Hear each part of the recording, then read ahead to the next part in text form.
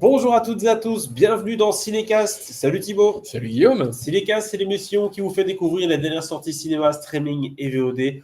Aujourd'hui, on va se plonger dans une série Netflix, donc c'est du streaming, ça s'appelle Une nature sauvage, Untamed. Et avant de parler de tout ça, on pensait à vous abonner sur la plateforme de votre choix, à liker si vous êtes sur YouTube ou à laisser un avis sur la plateforme de podcast que vous utilisez. Ça nous aide à remonter dans les classements et à nous faire découvrir à plus de personnes comme vous qui aimez bien le cinéma. Aujourd'hui, j'ai dit, on s'attaque à Une nature sauvage, Untamed, une nouvelle proposition Netflix qui sort cet été avec Eric Bana. Et c'est pour ça que tu voulais absolument la voir. Mais Eric Bana, ça fait longtemps qu'on n'a pas vu Eric. Et oui, j'adore Eric Bana. C'est un acteur qui a beaucoup marqué quand même des films de ma jeunesse et qui, depuis le Covid, même un peu avant, s'est fait hyper rare. D'ailleurs, si vous regardez sa filmo maintenant, c'est depuis 2017-2018, c'est que des trucs quasiment inconnus qui sont sans doute sortis directement en DTV. Déjà, il n'y en a pas eu beaucoup, donc il s'est fait rare vraiment. Et en plus, c'est des trucs qui sont jamais sortis en salle chez nous. Le dernier film, au final, c'est une voix qu'il a faite dans Mémoire d'un escargot, qui est toujours un des meilleurs films de l'année. Mais sinon, c'est vrai que ça fait très longtemps qu'on n'a pas vu Eric Bana. Enfin, en tout cas, moi, je ne l'ai pas vu. Donc oui, quand j'ai vu qu'il était dans cette série Netflix, je me suis dit, ah bah tiens, on va demander pour voir ça. Il n'est pas seul, il y a aussi Sam Neill, Rosemary DeWitt. C'est une série créée par Mark L. Smith et Elle Smith. Juste pour te le dire, c'est produit par ceux qui ont fait Made aussi sur Netflix. Exactement, je savais.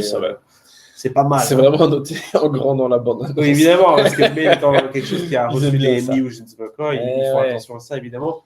Alors, c'est une série policière, une série thriller. Ça parle de quoi? Ça parle de Kyle Turner, un agent spécial du service des parcs nationaux, un ranger, comme on dit, qui s'attache à faire respecter la loi dans les vastes étendues sauvages américaines. Et il y a une enquête autour de la mort brutale, d'une mort brutale qui va l'embarquer dans une course effrénée entre de sombres secrets liés au parc et à son propre passé. Le pitch typique, classique d'un thriller policier genre Yellowstone, quoi, on est un peu dans le même genre. Sauf que, pas de bande-annonce, vous le savez, Netflix, on peut pas montrer de bande-annonce. Donc, non, mais voilà. c'est pas Yellowstone ici, c'est Yosemite. Voilà, l'autre grand parc national. On va pas ça Yosemite directement. Donc voilà, donc oui, ce genre de propositions-là, c'est vrai que c'est des propositions qui viennent un peu chaque année sur la plateforme, hein, des thrillers dans un endroit, tu vois, comme même en France, on a la fameuse saga Meurtre à, tu vois. Meurtre à Calais, meurtre en Bourgogne, meurtre. D'accord. Tu sais pas ça? Ça passe à la télé française, ça? Ah oui. Ok, d'accord. Donc sur France 2, France 3, un des deux, il y a tous les 2-3 semaines en été, il y a le meurtre à. D'accord. Et donc il y a des acteurs et actrices qui viennent jouer un peu des rôles, genre, je sais pas, il y a Caméra qui vient une fois. Ok, Ils jouent un épisode, tu vois, c'est pour le fun, salut, je suis un enquêteur à Calais, quoi. Okay. Voilà, donc c'est un peu le délire, sauf que c'est aux États-Unis dans un parc national, donc vous voyez un peu le délire. Ça sent bon l'Amérique. Mais c'est surtout le plaisir de trouver Eric Bana. Pour moi, clairement. C'est vraiment c'est la principale raison pour laquelle j'ai demandé à voir cette série. Parce que vraiment, j'adore Eric Bana. C'est vraiment ce que je l'ai revu récemment là, dans Munich de Steven Spielberg et qui reste toujours un film assez incroyable. Et puis Eric Bana, ça reste pour moi Hector dans 3, qui est vraiment un film de l'enfance pour le coup. C'est une gueule, quoi. Et puis Black Hawk Down, quoi. J'adore. C'est une gueule. Mais il pourrait être avec Tarantino, lui. Oui. C'est vraiment le genre de mec qui pourrait. Il a vraiment une gueule et une attitude et une façon de parler. Et tout. J'adore. Et puis, tu l'as dit, ça reste une histoire relativement simple, assez classique pour une enquête policière. Une personne qui fait une mort brutale.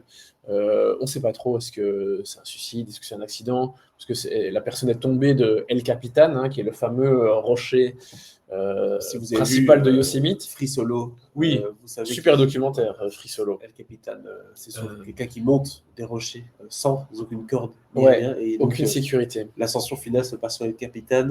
Ouais. Et c'est une scène de cinéma ou de télévision assez incroyable. Le docu est assez fou. Et il avait gagné l'Oscar du meilleur documentaire d'ailleurs, Free Solo. Donc voilà. Donc, une personne qui est tombée de El Capitan, est-ce que c'est un accident? Est-ce que c'est un meurtre? Est-ce que un suicide? Va savoir. Donc, point la base. C'est ça. La base, tu vois. Et le contexte est sympa parce qu'on est dans un parc naturel. Et en plus, on va avoir un peu ces petites confrontations, j'exagère, entre les rangers, les flics, parce que voilà, la juridiction, qui connaît C'est bien ça. le terrain, comment, tu vois. Qu'est-ce On est dans qu'il un vient parc faire ici? national, Ouais, c'est ça. hein, c'est un parc national, donc c'est quand même pas enfin, tout est pas facilement accessible, donc les recherches sont compliquées. On a des gens qui squattent une partie du parc parce qu'ils veulent se reconnecter à la nature et tout. Groupe que globalement les rangers et la police tolèrent tant qu'ils font pas trop de grabuge. Mais voilà, et puis tu as aussi plein de touristes hein, qui sont dans le parc, donc plein de choses qui vont évidemment mettre un peu des bâtons dans les roues De de l'enquête, évidemment. Et puis, sans oublier les locaux, parce qu'il y a quand même des gens qui vivent dans cette région, même au sein du parc, hein, que ce soit les gens qui y travaillent, etc. Donc voilà, il y a quand même beaucoup de monde.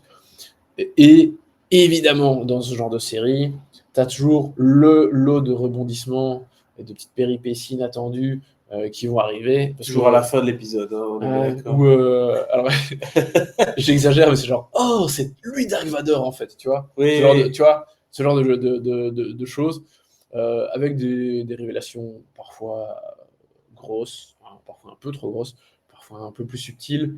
Donc voilà, dans l'ensemble, ça fonctionne plutôt bien.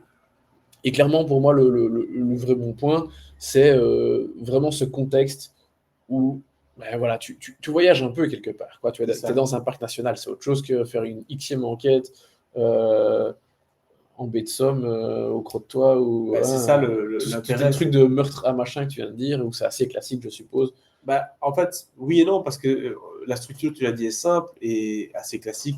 On a déjà vu ce genre de truc-là ailleurs, mais l'atout, c'est de dire on fait la même chose, mais autrement. Ouais, Et là, ben tu l'as oui. dit, Yosemite, il y a un autre contexte, il y a un autre décor, et donc du coup, tu oublies assez vite tous ces artifices qui sont classiques, parce que tu te laisses plonger dans l'univers de Yosemite, Ouais. et c'est ça qui est l'attrait principal de la série, évidemment. Et puis, bah, l'autre attrait principal, c'est le personnage de Kyle Turner, Ouais. qui est donc incarné par Eric Bana, vous l'avez bien deviné, qui a un passé compliqué. Il y a un enfant qui est mort. Il n'est plus avec la mère, parce qu'évidemment, ils ont tous les deux vécu ça de façon très violente et difficile. Et il y a pas mal de choses aussi liées à tout ça.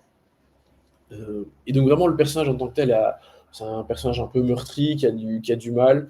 Euh, et voilà, je trouve que d'un point de vue relationnel, la façon dont la série explore ses relations, son passé, euh, ses rapports avec les collègues, avec les autres personnes qui travaillent dans le parc, etc., c'est vraiment intéressant. Et puis, outil un peu facile de la narration, ben, il a une nouvelle équipière qui vient un peu de débarquer dans le parc, et donc on a quand même la petite nouvelle. C'est toujours un peu facile, Petite love mais story. bon, ça Oui. fonctionne bien, tu vois, de découvrir en tant que spectateur un univers au travers d'un personnage qui le découvre lui-même. Bah, évidemment, c'est plus facile pour raconter. Euh, donc voilà. Donc, on n'a pas une série extraordinaire, mais globalement, on a un produit qui est plutôt bien fait, qui est un petit peu original quand même, de par, je l'ai dit, le contexte, etc. Après, pour le reste, ça reste quand même assez classico-classique. Dans les grandes lignes, c'est pas incroyable non plus d'un point de vue mise en scène, d'un point de vue technique, etc. On est dans quelque chose d'assez vraiment classique, j'allais dire banal, j'irai pas jusque-là quand même, mais voilà, je trouve, une série qui fait quand même plutôt bien le taf. C'est 6 épisodes, hein, donc c'est pas très long, c'est même plutôt une mini-série que série, mais voilà, je trouve que c'est le genre de petite mini-série qui fait du bien en été, tu vois. Ouais. Ça vaut pas le détour, bah, si vous y êtes, allez-y. Oui, c'est à peu près ça. voilà, on passe pas un mauvais moment. C'est ça. Et puis, c'est vrai que je l'ai pas dit, tu l'as cité dans le casting, mais Sam Neill, qui est assez super aussi. Je prends toujours beaucoup de plaisir à le voir à l'écran. Plus un été où je me suis refait tous les Jurassic Park et World. J'ai eu un bon été Sam Neill, donc ça va. Je suis content. Tu t'es pas embêté. Non, je me suis pas embêté. Écoute, très bien. Donc, quelle note tu donnes à cette série? Bah, 2 étoiles, hein, parce que ça reste bien. Vu.